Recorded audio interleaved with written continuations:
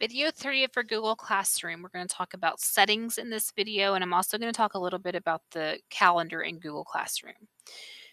So previously, we created a class, we've added students, or we have invited them with the code, and also we have posted different things to our classwork and stream, including questions and assignments and even some reference material, and we've added topics. So now what we're going to do is we're going to look at the calendar. So I am under classwork. And here you can see the things that I have actually put in there. We have our reference material and our Unit 3 and Unit 4 things. Up here you see a Google Calendar.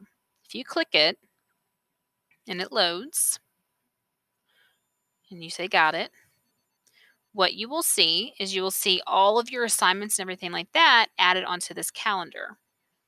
I am looking at my 6th grade ELA, so I'm going to go ahead and take all of these off. That way we strictly see what's going on in 6th grade ELA. So I'm going to go to the next week. Oh, I have an assignment due. And I don't have a time. Remember, I didn't set a time for it. So I open it up, and it gives me a link to the classroom to where I can just go in and see it. I can also see who it's created by, what class period, and everything like that, when it's due. I can email guests if I wanted to, hey, make sure that you do this, and they can talk to their friends about it. You, as a teacher, you'd be able to delete it off your calendar, and then you can use all these things. But I just wanted you to know that your students also will have this added to their Google Calendar. Real quick, you might want to add this Google Calendar to your website. There's a video that goes over that in the tutorial videos on my Innovative Learning website. And if you need more help with that, let me know and we'll get you set up. It's not very difficult, but you can absolutely add this to your class website. That way parents can go on and then they can see what all their kids need to do and when it's due because you have it on your calendar on your website. So that is the calendar. Awesome. Also, you have a Google folder. So you can click this and it'll open up that Google folder. So whenever the students are turning in things, they're going to turn it in and you will see it here. As you post different materials, they will have that same Google Classroom folder, but they won't get to see all the kids' work. They'll have all of those materials and things that you've posted in that. So let's go back to Google Classroom and let me show you the settings. So up here is the gear. That's the settings. You can change the name if you want it. If they came up with a cool name for themselves, you can put it there. You can even add a class description. You can change any of those settings. Make sure you save it. Your class code, you have some options with that. So here, if once you get off the initial screen where you've created your classroom and you want to tell the kid, you have a new student, let's say, and they need to go into your Google Classroom. If you click on the settings, you can actually see your code. Now, let's say it is a crazy code and you can't tell if it's a capital O or a 0 or a capital I or a lowercase l. You can't tell what it is. You can hit reset. It changes nothing for the students that are already in your classroom, but it does change the code for students who are going to enter now after you changed it. You can also display it. So if you want to make it bigger for your students, whenever you are getting them in initially, you can display it. You can also make it full screen by clicking the box. So now you can project this. The people in the back of the classroom don't have to say, "What is it?" You have it there able to be seen. To get out of full screen, you click that, the imploding box, I guess. And then to get out of this, you just push the X. That's an option.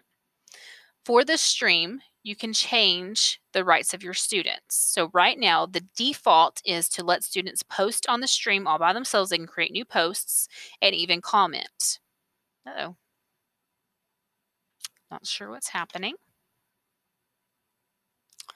So if you want them to be able to comment and post and you're good with that, then keep it that way. If not, let's click here and see our options.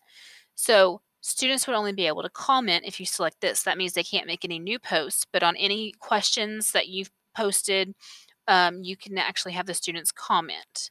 But let's say you don't even want that because they're not being respectful, you have to take that option away from them, then you can come down here to only teachers can post. So that means you are the sole person that can post or even comment. No other students have that option.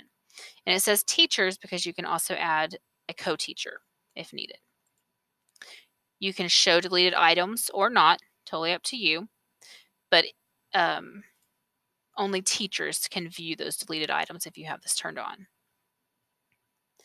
Say it automatically saves down here. See right here, it says settings saved. So the only time you actually have to click save is whenever you edit anything in this portion. Those are your class settings. Also, you can invite guardians. You can invite guardians. Let me see if I can find it.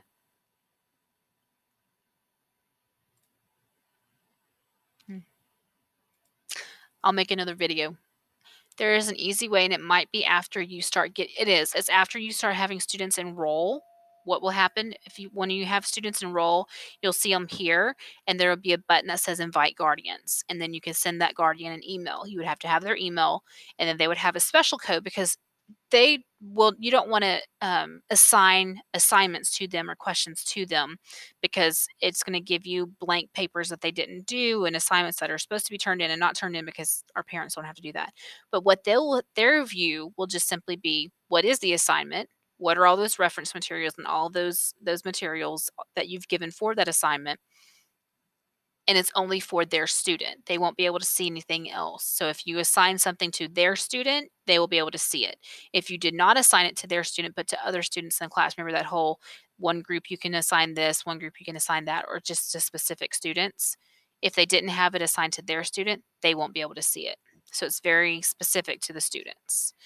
So that is also an option that you will see after you have students enroll. I'm trying to think of anything else for right now. You have your waffle, you have notifications, but you're good, you shouldn't have much there. So that is Google Classroom settings and your Google Calendar. We even talked about the folder, and we talked about inviting guardians.